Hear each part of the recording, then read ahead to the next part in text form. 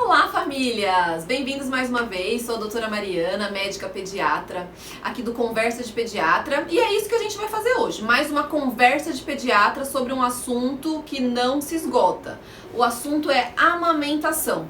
Nossa, doutora Mariana, mas já cansei de falar desse assunto. Toda hora se fala desse assunto, né? No que mais que tem pra falar? Gente, tem muita coisa pra falar sobre esse assunto. Pra quem que é esse vídeo? Tô gravando esse vídeo pensando em quem?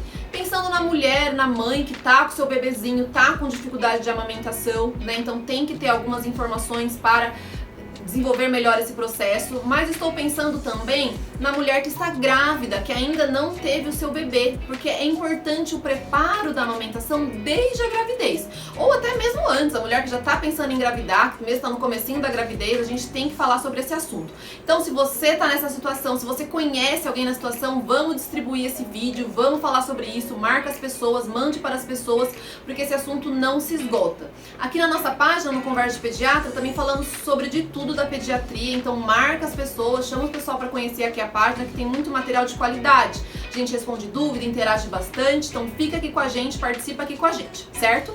Então vamos lá. Por que a gente vai falar de novo sobre amamentação? Esse assunto é o queridinho dos pediatras, não tem jeito. E tem motivo para isso. Por quê? Porque a amamentação ela tem inúmeros benefícios que vocês já devem ter ouvido falar. Tem o benefício de estabelecer o vínculo entre a mãe e o seu bebê, aproximar mais o binômio que a gente chama, mãe e bebê. Tem benefícios imunológicos, então a mãe ela vai passar anticorpos para o seu nenê através do leite materno. Então pesquisas demonstram que o bebê que mama o leite materno ele tem menos infecções respiratórias, menos infecções gastrointestinais. O leite materno ele é um leite que tem uma proporção de açúcares e proteínas mais adequada para a digestão do bebê.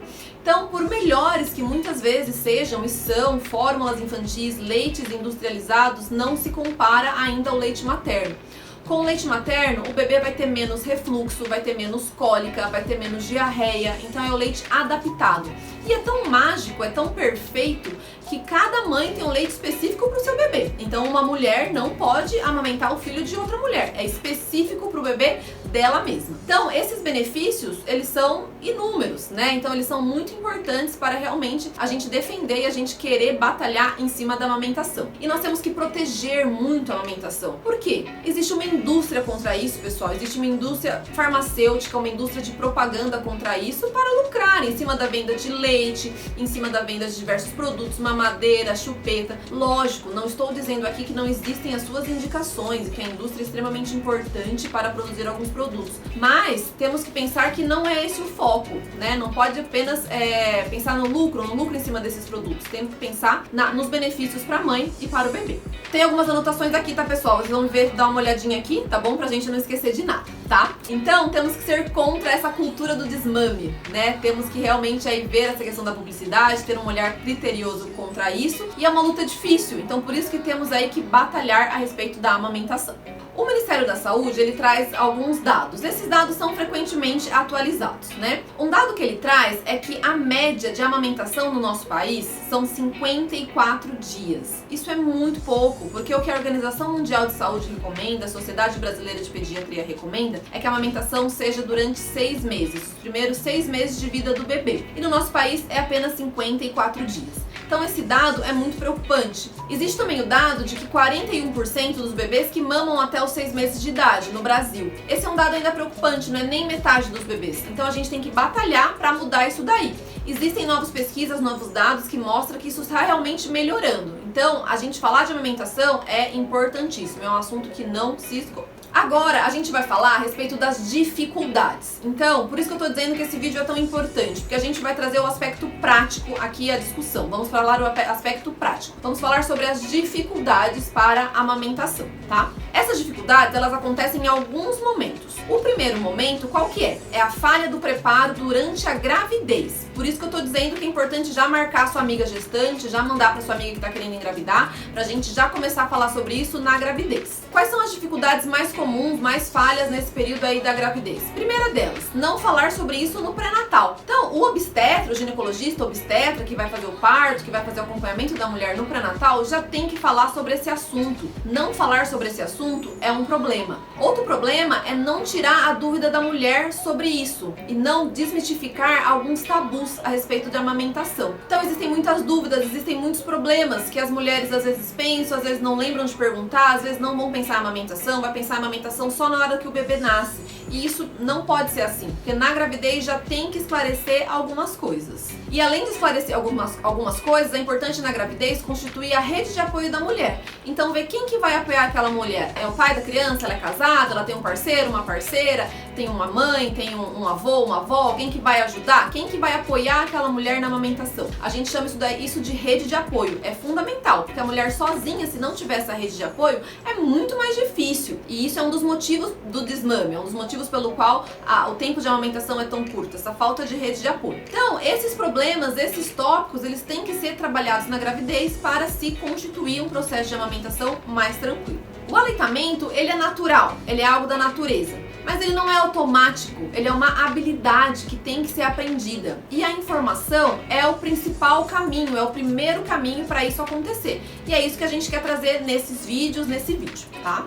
Outro problema, outro momento que se dá um problema é na maternidade. Então, começou lá na gravidez, né? O primeiro momento ali que a gente já falou, na gravidez, as dificuldades. O outro momento que pode acontecer é lá na maternidade. Qual que é uma recomendação? Que na sala de parto o bebezinho já seja colocado no seio da mulher para mamar. Então acabou de nascer o bebê, já tem que colocar no colo da mulher para ele já mamar nessa primeira hora de vida. Em torno de 67% das crianças são colocadas para mamar na primeira hora de vida. É um dado até que interessante, mas pode melhorar porque todos deveriam ser. Lógico que nós consideramos que existem partos de risco, tem situações que isso não é possível, né? Indicações clínicas que não tem como. O bebezinho vai para um UTI, vai precisar passar por um processo de reanimação, mas não, felizmente não é a maioria dos casos. Então, nasceu o bebê, já tem que colocar na mãe para mamar. Pra quê? Pra ele sentir o cheiro da mãe. O bebezinho ele tem alguns reflexos, pra ele estimular esses reflexos, que ele vai procurar o seio materno e já vai localizar o seio materno pra já começar a sugar o seio materno para iniciar o processo de amamentação. Ainda na maternidade, uma coisa que infelizmente nós vemos acontecer é a alta precoce. O que significa isso? O bebezinho não fica nem 24 horas ou fica 24 horas apenas na maternidade. Isso é um problema, porque o bebezinho acabou de nascer, aquela mulher acabou de ter o parto, então ela ainda está se recuperando, ela ainda não tem o conhecimento, ela ainda não identificou suas principais dúvidas e de repente ela tem que ir para casa para ficar com aquele bebê em casa sozinha, ou então com o marido, né, uma avó que às vezes é uma pessoa que também não tem habilidade para lidar. Então essa alta precoce da maternidade é um problema. Se você tá grávida, converse com o seu obstetra a respeito disso, já veja como é que é o processo na maternidade. Se eventualmente você for embora precocemente, conversar como é que vai ser o apoio aí nesse processo. Outro problema na maternidade é uma receita médica automática que as mães levam para casa. Então é muito comum a gente pegar a mãe que veio da maternidade com a receitinha: remédio para cólica, remédio para gases, remédio para febre, remédio e leite para amamentação. Então a mãe vê aquela receita com o leite, tá à noite, não consegue dar o peito tá com dor, tá inchado, o que ela vai fazer? Vai comprar aquele leite que tá na receita, que o médico assinou. Então nós enquanto pediatras temos que refletir essa prática, porque isso também é um problema que é contra a amamentação. O outro cenário em que existirão dificuldades, então só relembrando, já falamos das dificuldades na gestação, no pré-natal, as dificuldades na maternidade.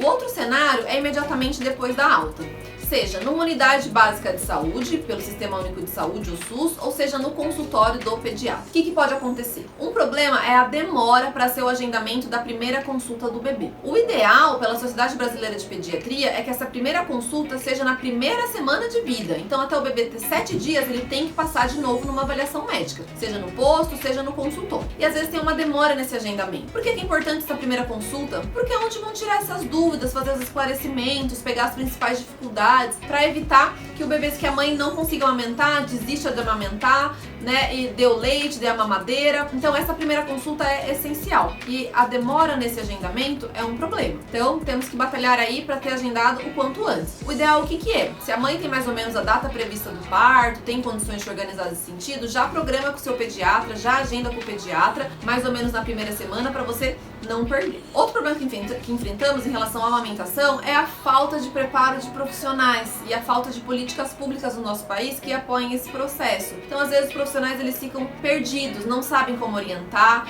não tem habilidade para orientar, não tem um preparo da unidade de saúde de repente para orientar, daí a mãe e o pai ficam perdidos. Vocês têm que saber que existem profissionais capacitados para ajudar, então procurem, né, vão atrás de ajuda. Tanto no universo particular, mesmo na esfera pública, existem diversas possibilidades, então se informe. E quanto antes informar, melhor. Melhor se informar na gravidez do que quando o bebezinho tá lá, nascido, precisa mamar e não tem o que fazer, né? Então se informe, vão atrás de informação, porque existe ainda uma falta de preparo em diversas cidades, o que é uma dificuldade. Outra dificuldade é o atendimento rápido, atendimento em série. Então às vezes a consulta no posto ou no consultório vai durar 15 minutos, 20 minutos. Isso é um problema, não tem como esclarecer todas as dúvidas, orientar adequadamente num período tão curto. Então pense nisso também quando você tiver o seu bebezinho, se você tá com o seu bebezinho. Considerar um profissional que faça uma consulta mais comprida, uma consulta mais demorada, porque é essencial para te acolher, para te orientar. Não é um gasto, é um investimento muitas vezes que vai fazer toda a diferença para a saúde sua e do seu bebê.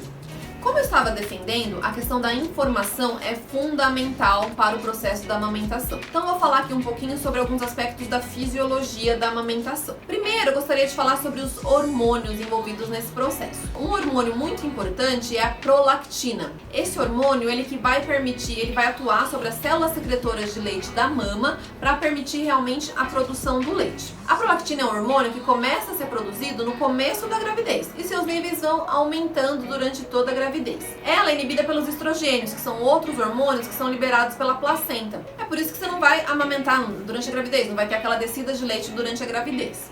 Inclusive, isso é uma explicação para a demora da descida do leite. Quando o bebezinho nasce, tem a saída da placenta, o nível desses estrogênios ele vai ter que diminuir para o da prolactina, que já está mais alto, realmente funcionar. Então, a descida do leite não é automática, porque tem uma dança hormonal aí. Então, isso é uma coisa que a mãe tem que saber, né? Quando seu bebezinho nascer, às vezes a mulher tem aquela impressão de que a mama vai ficar cheia, já vai descer leite, na hora vai mamar um monte. Não, isso não vai acontecer. Essa descida do leite demora por causa dessa atuação hormonal. Então, isso é importante de ser sabido. E essa demora, ela pode demorar às vezes 48 horas, o que não é comum, mais 4 dias, 5 dias, 7 dias, 10 dias, depende do organismo de cada mulher. Então isso é importante, é uma informação muito relevante, tá? Esse hormônio, ele vai ter um nível basal alto durante todo esse processo de amamentação. Então ele tá mais alto na mulher que amamenta do que em outras mulheres, né, do que em outras pessoas. E quando o bebezinho mama, quando o bebezinho suga o peito, ele vai fazendo picos.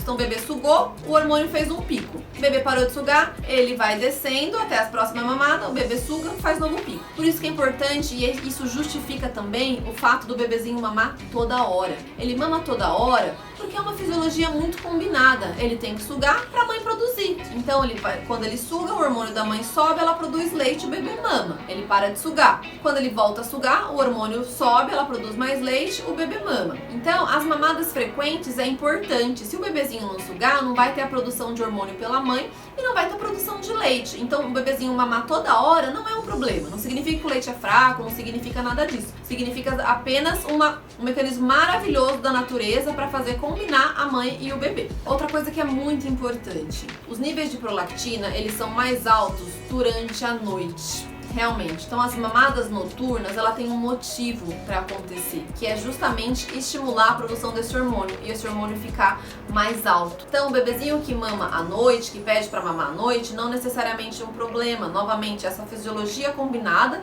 do bebê e da mãe para estimular a produção de leite. Então as mamadas noturnas, por mais que sejam difíceis, elas são importantes.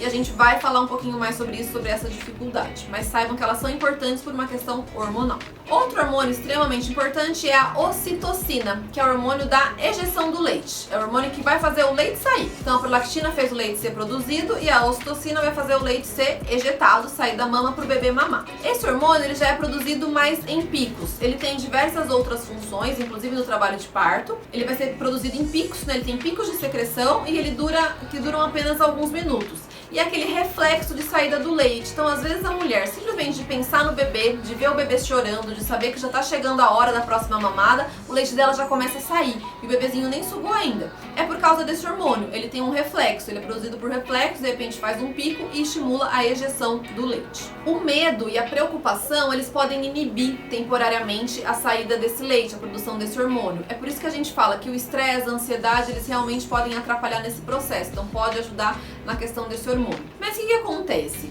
Mulheres amamentaram em situações de muito estresse, situações de guerra, situações de escassez, então houve amamentação, houve a natureza conseguiu superar isso. Isso pode acontecer, lógico, é um problema, mas é superável. Então, existe uma discussão, existem alguns autores que falam que na verdade o problema não é a falta do hormônio pelo medo ou pela preocupação, é porque de repente tá com medo, tá preocupada, vai lá e dá uma mamadeira pro bebê, e daí que não vai produzir mesmo o hormônio. Então o problema é a mamadeira, não é nem a falta do hormônio, a gente tem que refletir um pouquinho mais sobre isso. Outro hormônio é o fator de inibição da lactação. Esse hormônio é um hormônio local, ele é produzido localmente ali na mama da mulher. Conforme o bebezinho suga, ele vai saindo, ele vai sendo ejetado. E esse hormônio ele justifica aquela situação de mulheres que dão o peito, só um peito, amamentam apenas um peito o seu bebê, o que é totalmente possível. Às vezes o nenê prefere uma mama, por algum motivo que seja, e a mulher consegue amamentar eles com um peito apenas, né? Por que o outro não sai o leite se tem os hormônios? Porque tem esse fator de inibição da lactação, que é um hormônio local. E mais um motivo pro bebê sugar, porque se o bebê não sugar, esse hormônio vai ficando acumulado ali e vai inibindo cada vez mais a lactação. Então o bebezinho tem que sugar para produzir o leite e sugar para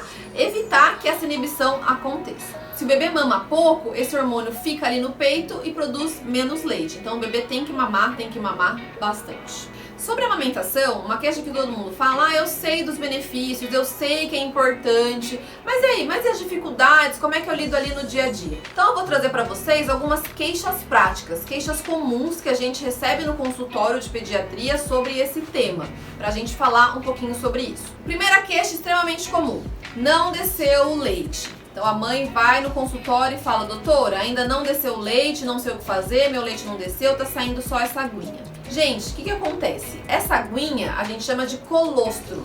O colostro é um componente do leite materno, é uma fase do leite materno. E ele também é leite, tá? Ele também é leite. Por que sai uma aguinha no começo? Porque o bebezinho acabou de nascer, o estômago dele é pequenininho, ele não tem habilidade para digerir, para encher com uma quantidade muito grande de um leite grosso, uma coisa assim, um leite de vaca. Todo mundo comparar, mas o leite de vaca é tão grosso. Sim, mas é para um bezerro, não é para um bebê, né? Então, pro bebezinho, ali aquele colostro é o ideal naquele momento. Então o corpo é sábio, a natureza é sábia. O colostro também é leite. Então se tá tendo a descida do colostro, é o primeiro passo, é o primeiro caminho. O aumento da concentração de leite, ele é gradual, desde o primeiro dia. Então, a mulher vai observar isso. No primeiro dia, segundo dia, não vai ter aquele leite, né? Não vai ter a produção, porque ele vai aumentando, ele vai produzindo gradativamente. E uma das justificativas para isso é a questão hormonal. Como eu disse, o nível de prolactina, a prolactina foi aumentando, o nível dela, esse hormônio, durante a gravidez, e ela tem que ter o tempo dela para agir, porque ela estava inibida da gravidez. Então, até ela realmente agir, demora uns dias, demora um pouco, então isso é normal, isso é gradual. É comum que muitos bebês, eles mamem pouco durante os primeiros 2 dias de vida. E daí no terceiro dia, ele começa a mamar mais. Isso é extremamente comum. Às vezes o bebezinho nasce, dorme durante 12 horas, não tem interesse pela mama naquele primeiro momento. E isso não é incomum, isso é até frequente. Lógico, tem que ter acompanhamento profissional. Não pode deixar o bebezinho dormindo, porque tem risco de hipoglicemia, ele tem que se nutrir. Mas se ele tá com pouco interesse naquele momento, tudo bem, né? Não é uma coisa que a gente tem que olhar, tem que ter um cuidado, mas pode até ser tolerável. O que é o verdadeiro problema, na verdade? Que a mãe nos primeiros dias tem essa dificuldade, acha que tá descendo pouco leite, acha que não desceu o leite, ela já recorre à mamadeira. Se dá a mamadeira nesse momento, daí que o leite não vai descer mesmo. Então o leite precisa de alguns dias para descer, ele vai descer, o colostro também é leite, então confia no seu corpo, confia no seu bebê, lógico, sempre com acompanhamento profissional. Outra queixa que a gente tem extremamente frequente, machucou o peito. Não é para machucar, a amamentação não é para machucar. Se tá machucando o peito, é porque está incorreta essa pega, tá? Vou mostrar pra vocês aqui uma foto. Vou colocar uma foto que seria uma pega correta, tá? Vejam aí na foto o que tem. Então, o bebezinho, ele tem que estar com a boca bem aberta. Ela tem que estar totalmente aberta, não pode estar um pouquinho. A boca do bebê tem que estar bem aberta. A boca do bebê, ela tem que pegar toda a areola, né? O que é a areola? Tem o mamilo, tem a mama da mulher, tem o bico, que é o mamilo, e a areola, aquela parte mais escura em volta. Não pode pegar só o bico, tem que pegar toda a areola do bebê, da mama. Se não estiver pegando, tá inadequada. Os lábios do bebê, eles têm que estar bem abertos, bem voltados para fora, não pode ficar voltadinho para dentro. O queixo do bebê, ele em geral vai estar encostado no seio da mãe e o narizinho dele vai estar livre. A não ser em alguns casos que a mama é muito volumosa e às vezes encosta no narizinho do bebê. Isso tem que ser avaliado caso a caso, né? Não necessariamente vai ser um problema. E a bochechinha do bebê, ela enche enquanto ele suga o seio. Vai fazendo movimentos, vai observando esse movimento de que ela tá enchendo e muitas vezes vai ter até o leitinho vazando da boquinha do bebê. Essa é a pega correta, é o sinal de que tá o bebezinho com a boquinha bem adaptada. E outra coisa, o bebezinho tem que estar bem encostado no colo da mãe. A gente fala barriga com barriga. A barriguinha do bebê tem que encostar na barriguinha da mãe. Tem que estar encostada. A mãe tem que estar confortável. Ela não pode se ir na frente, tentar colocar o bebê de qualquer jeito. Não, ela tem que sentar, estar confortável, colocar o seu bebezinho pra garantir realmente o posicionamento correto. Isso tem que ser visto caso a caso, né? Estou falando aspectos gerais. Mas quando tá machucando o peito é porque não tá certo. Tem que corrigir a pega e é um dos principais problemas, é uma das queixas mais comuns e demanda ajuda. Você não tá sozinha, você precisa realmente de ajuda. Isso é importante ser visto porque é um risco para o desmame. Se já machucou, tem que ser avaliado. Se precisa de algum medicamento, alguma coisa. Em geral a gente não usa, não precisa de medicamento, salvo em caso de infecções, alguma coisa mais importante, tá? Então tem que passar por consulta, tem que ser avaliada pelo médico, pelo enfermeiro, dependendo aí de cada situação. Outra queixa extremamente comum, ele não quer o peito. O bebê não quer o peito. A gente tem que identificar nessa situação alguns fatores de confusão. Ou seja, às vezes o bebezinho não tá com fome naquele momento. Você quer forçar a barra, acha que tá no horário, tem que forçar, mas o bebezinho não quer. Então não force, às vezes ele simplesmente não tá com fome. Observe um pouquinho mais, observe o grau de atividade dele, o interesse dele, pra tentar identificar o momento que realmente ele tá pedindo, realmente ele tá com fome. O que acontece? O bebezinho, ele tem alguns reflexos. Um desses reflexos é quando a gente encosta na bochechinha dele. Quando você encosta na bochechinha dele, ele vira a cabecinha, ele tende a virar. Então, às vezes, vai colocar o bebê no peito, mas você tá encostando na bochecha dele. Daí ele olha pro outro lado e olha pro outro lado. Parece que ele tá fazendo não, mas na verdade ele tá só respondendo a algum reflexo. Então, cuidado, né? O bebezinho olha pra um lado, olha pro outro lado, parece que ele tá fazendo não. Mas, em geral, é só um reflexo, ele tá só respondendo a algum estímulo. Então, não significa que ele tá falando não pra mama. Significa que, às vezes, ele tá hiperestimulado, né? Tá um pouco confuso naquele momento. Então, calma. Não está dizendo não necessariamente. Por que acontece? Muitas vezes, quando vai segurar a cabecinha do bebê pra colocar no peito, o dedo toca a bochecha do bebê. E daí estimula esse reflexo, daí o bebezinho olha pro outro lado. Então, observar se não tá fazendo isso. E também, quando vai segurar a cabecinha do bebê, se segura muito na nuca, às vezes faz um reflexo de extensão. Então, parece que ele tá falando não, novamente. E não necessariamente. Às vezes, ele tá só... Às vezes, foi só realmente estimulado a estender a cabecinha. Então, isso é uma coisa pra observar, pra ficar atento. Quando tem essa impressão que o bebezinho não quer mamar, que ele tá rejeitando o peito, a gente tem que olhar com muita calma, muita tranquilidade pra esse processo. Né? Muitas vezes que simplesmente o que acontece, o bebezinho não quer mamar, ou a mãe não tá numa posição confortável, ou o bebezinho não tá numa posição confortável, tá com esses reflexos estimulados. O que precisa? Gente, primeira coisa, paciência. Precisa muita paciência. Calma, tranquilidade. Né? Vamos com calma, vamos devagar. Além da paciência, contato físico e muito carinho pra esse bebê. Então, achou que tá rejeitando, tá tentando posicionar, não dá certo, né? O que acontece? Calma. Pega o seu bebê, coloca ele no colo, às vezes você fica sem nada, sem nenhum top, sem nenhum sutiã, deixa as mamas expostas, coloca o bebezinho e deixa ele lá. Naturalmente ele vai se adaptando, ele vai encontrando, ele vai tentando localizar. Calma, não tenta insistir, não deu certo, daqui a pouco a gente reavalia, tenta novamente, então paciência. Não precisa ser automático, não precisa ter tanta rigidez, né? Pode ter essa tranquilidade, precisa ter essa tranquilidade. O que pode ser feito é tem que oferecer o peito com frequência, tem que se oferecer o seio pra ele, né? Mas como eu disse, com essa tranquilidade, sem forçar muito a barra, tá? Ou em algumas situações a gente orienta que tire o leite da mãe, ela tire um pouco do leite dela e ela ofereça num copinho, ofereça numa colherzinha pra o bebezinho tentar aceitar um pouquinho mais. Às vezes ele tá com muita fome, muito ansioso, às vezes um pouquinho desse leite já ajuda. Às vezes a mãe espremer um pouquinho o seio e meio que lambuzar, deixar ali na região com o leite, o bebezinho já vai sentir o sabor daquele leite e vai pegar com um pouco mais de facilidade. Então dá pra fazer essas coisas, são algumas dicas que ajudam um pouquinho aí quando tem essa impressão de que o bebezinho tá falando não, que ele não quer o peito. E daí a queixa clássica, uma das maiores. Leite é fraco.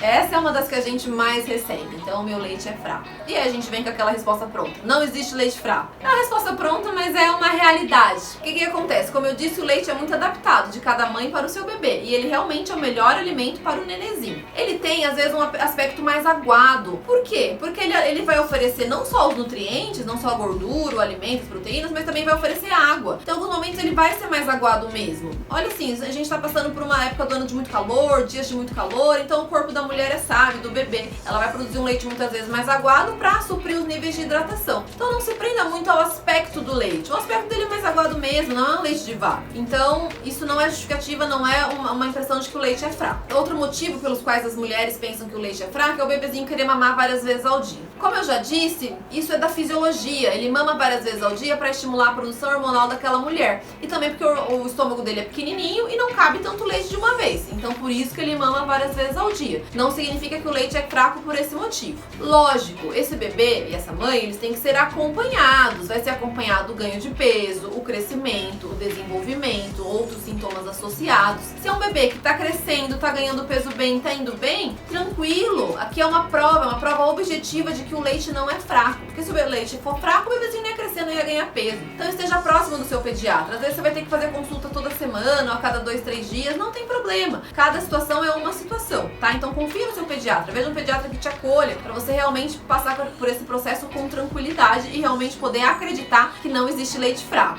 Existem algumas dificuldades na produção do leite. O leite não é fraco, mas às vezes a quantidade pode ter alguma situação de insuficiência, pelos motivos que a gente estava falando, né? Então não tá colocando o bebê para mamar muitas vezes, a mulher não tá produzindo leite suficiente. Isso pode acontecer, mas tem que ser avaliado aí cada caso e tentar identificar os motivos pelos quais isso está acontecendo. De novo, a gente fala daquela consulta precoce, não é na primeira semana de vida. O ideal é que a primeira consulta seja 48 horas depois que saiu da maternidade. Já 2 dias de vida é legal já ir pro consultório para avaliar essa questão da amamentação, para tirar todas essas dúvidas, avaliar todo esse processo. Então se programe. Se você vai ser mamãe brevemente, está gestante, verifique isso, tá certo? Outra fala que a gente recebe muito comum: doutor, estou dando peito, meu bebê tá dando peito, mama super bem, mas eu dou uma mamadeira à noite. Só uma mamadeira à noite. Pessoal, isso é um problema, tá? Isso é um problema. Lógico, existem indicações clínicas, situações específicas, mas em via de regra não tem necessidade dessa mamadeira noturna. Essa única mamadeira noturna não vai fazer diferença para a nutrição do bebê. O que muitas vezes se justifica: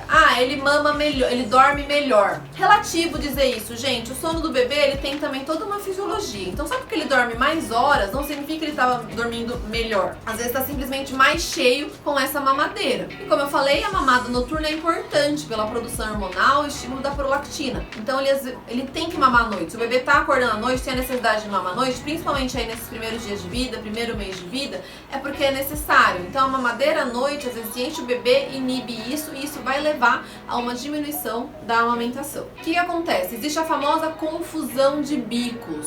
Então o bico do seio materno e o bico da mamadeira, eles são diferentes. O bebê tem que fazer movimentos diferentes com a boca para conseguir retirar o leite. Quando ele está no seio materno, ele tem que fazer uma sucção bem ativa. Então, ele tem que fazer um movimento com a língua para puxar o leite, para conseguir tirar o leite do seio materno, estimular a saída do leite. Então, é um tipo de movimento com a língua. Quando ele está com a mamadeira, dependendo do bico, ele tem que meio que empurrar o leite para ele não engasgar, para o leite não cair de uma vez. Então, o movimento que ele vai fazer com a língua é diferente. Na sucção no peito, então, ele move a língua para dentro, para puxar o leite. Na sucção na mamadeira, a língua ele vai empurrando para fora. Então é o movimento oposto, dele faz aquela confusão. Com a mamadeira é mais fácil, então é comum, uma vez que deu a mamadeira, ele ter a dificuldade depois para voltar pro peito. Então uma única mamadeira pode fazer isso? Pode fazer isso, tá? Não só a mamadeira, como também chupetas. Então a gente desencoraja o uso de outros bicos por causa dessa confusão. Sem contar que mamadeiras e chupetas podem levar a deformações no palato, que é o céu da boca, na cavidade oral, que vão dificultar mais pra frente a respiração e a fala. Então pode arrumar um problema muito mais sério pro futuro. Então a gente não recomenda o uso da mamadeira nem essa única mamadeira à noite. Lógico, salvo em casos específicos que tem orientação médica para isso, mas não é a regra. Outra queixa que a gente recebe bastante é: vou voltar a trabalhar, né? Então já quero me preparar, porque como é que eu vou dar o peito, como é que vai ser quando eu voltar a trabalhar? Gente, calma, uma coisa de cada vez, um mês de cada vez, né? Se a mulher tem a possibilidade da licença maternidade, tudo, vamos aproveitar esse período e devagar nesse período. Dependendo do vínculo empregatício dessa mulher, ela vai ter 4 meses de licença maternidade, em algumas situações 6 meses de licença maternidade. E não precisa de treino, o bebezinho não precisa de treino para usar a mamadeira. Não, isso não acontece, não é uma realidade, tem que ser pensado lá quando a mulher for voltar a trabalhar. Que estratégias isso vão ser feitas, vão ser tomadas. Se é uma preocupação sua, já conversa com o seu pediatra, vão pensando tudo, mas não ofereça mamadeira para ir treinando o seu bebê. Uma coisa que você pode ir treinando é a ordenha do leite, né? É totalmente possível a mulher tirar o próprio leite e oferecer o seu leite pro bebê. Não precisa oferecer uma fórmula infantil, um leite artificial. Ela pode oferecer o seu leite. Então isso pode ser treinado, que a gente chama de ordenha, né? Inclusive, para uma eventualidade, a mãe tem que sair, não pode estar com o bebê, para oferecer esse leite pro bebê. E como é que oferece? Não precisa ser na mamadeira necessariamente, tem outras estratégias. A gente pode botar umas fotinhas aqui e mostrar pra vocês. Pode ser no próprio copinho, pode ser naquele copo 360 graus, que não tem aquele bico, ou mesmo no copo de bico rígido, que são chamados copos de transição. Então, às vezes, o bebezinho nem vai precisar da mamadeira. Então, não se preocupe com isso, né, com a volta ao trabalho, tudo a seu tempo. Se é uma angústia, compartilhe com o seu pediatra, converse sobre isso, mas não pense em ir treinando o uso da mamadeira no seu bebê por causa disso. Se você vai ficar 6 meses de licença, seu bebezinho com 6 meses vai começar a comer, vai estar mamando menos. Então, fique tranquila, não é o momento de se pensar nisso, é o momento de se pensar no seu recém-nascido, uma coisa de cada vez, já é muita coisa pra pensar. Muitas mães se queixam de que o bebezinho chupeta o peito. E isso acontece mesmo. Existe tanto a sucção nutritiva quanto a sucção não nutritiva. A nutritiva é aquela que é pra nutrir, né? Pro bebê mamar e realmente sair o leite que dá, fazendo ele crescer, fazendo desenvolver. A não nutritiva é uma sucção que a mãe sente que não tá saindo leite, que ele não tá realmente mamando. E tudo bem, essa é uma necessidade também do bebê, inclusive uma necessidade emocional. Quando falamos de desenvolvimento emocional do bebê, existem alguns autores que falam da fase oral do desenvolvimento, que o bebezinho tem a satisfação das suas necessidades emocionais a partir do estímulo oral. E a sucção faz parte desse desenvolvimento. Então, fique tranquila, não tem problema se ele chupeta, se às vezes ele tá no peito só pra se acalmar, só pra descansar, não tem problema, ele tá indo no peito, ele tá pegando, isso é relativamente tranquilo. Agora, não pode machucar, tá? Se tiver machucando, isso tá errado, alguma coisa não tá funcionando bem. Então, isso é a única coisa que tem que ser visto. Mas ele chupetar o peito não é necessariamente um problema. Te falaram que é um problema? Calma, vamos olhar com isso com mais tranquilidade, né? Vamos ver exatamente o que tá acontecendo. Não leve a ferro e fogo, não necessariamente é um problema. E daí vem uma das coisas que infelizmente é mais triste, que é: minha mãe disse, minha sogra disse, minha tia disse, minha vizinha disse que não pode isso, não pode aquilo, que são os palpites. Gente, todo mundo na nossa sociedade tem responsabilidade com a amamentação, então vamos parar de dar palpite, né? Se não tá lá pra ajudar, também não vamos atrapalhar, né? A mulher já tá passando por uma fase muito nova, muita novidade, é muita demanda com aquele bebezinho, muita demanda com ela mesma, então vamos oferecer ajuda, vamos estar juntos. Se você for perguntado, dê a sua opinião, mas se você não for perguntado, guarda pra você, né? Não necessariamente é legal. Oferece pra ela de você ir lavar uma louça, fazer uma compra, alguma coisa assim, mas não fica dando palpites necessários. Ah, com meu filho foi assim. Ah, mas chupeta é melhor, mas o leite de fórmula é melhor. Calma, gente, calma. Nossa responsabilidade é acolher essa mulher, acolher esse bebê e não ficar palpitando, tá? Deixa o profissional falar isso.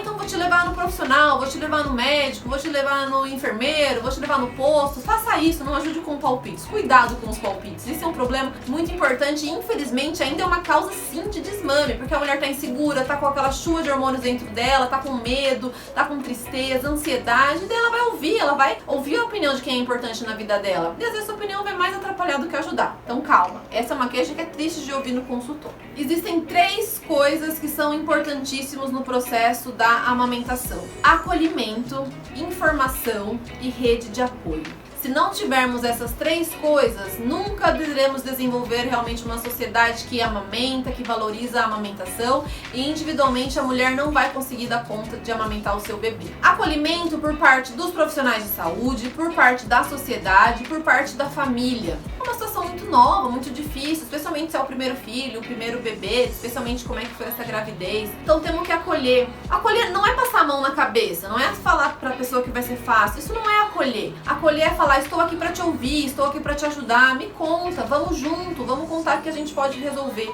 tá? Como é que a gente pode trabalhar. Informação. Sem informação, você vai cair mais nos palpites, você vai cair mais na conversa das pessoas, do vizinho, da sogra, da mãe, da tia. Então se informe, tá? Como eu disse, informe. Se você tem uma amiga que tá gestante, uma irmã que tá gestante, manda esse vídeo pra ela, marca ela aqui pra ela vir responder as dúvidas, vamos falar sobre esse tema, porque se ela estiver informada, ela vai estar muito mais tranquila, ela vai saber que o leite dela vai demorar uns dias pra descer, ela vai saber que o bebezinho dela vai mamar toda hora e tudo bem, ela vai saber que o leite dela é fraco. Então vamos contar, vamos informar as mulheres. Se informem por fontes de qualidade. As informações estão sempre mudando, então vamos pesquisar, vamos estudar, isso é essencial. E rede de apoio. A mulher não amamenta sozinha, não tem como. Os maiores casos de sucesso de amamentação foi aquela mulher que tinha alguém do lado dela. O parceiro, a parceira, a mãe dela, que seria a avó do bebê. Quando alguém tá lá pra ajudar essa mulher a se alimentar, quando tá lá pra ajudar essa mulher a dormir, porque acordar à noite pra dar mamar não é fácil, não tô dizendo que é fácil, insensível, diz que tem que acordar à noite. Claro que não, né? A gente tá dizendo pela fisiologia que tem uma lógica, mas é difícil demais. Então se não tiver a rede de apoio, tiver um pai ali, um parceiro, uma parceira pra ajudar essa mãe que tá amamentando, então vai ser muito mais difícil. Então rede de apoio é fundamental. Então se você tem um amigo, sua mulher tá grávida, sua irmã tá grávida, esteja do lado, esteja preparado pra contribuir, porque vai fazer toda a diferença na vida desse bebê, na vida dessa mulher. Eu queria indicar pra vocês agora, como eu tô falando de informação, é um livro que é muito legal, vou botar a fotinho deles aqui pra vocês. É um livro que chama Manual Prático de Aleitamento Materno. Ele foi escrito por um pediatra que eu admiro muito, que é o Dr. Carlos Gonzalez, que ele vai trazer muito dessas discussões que eu trouxe.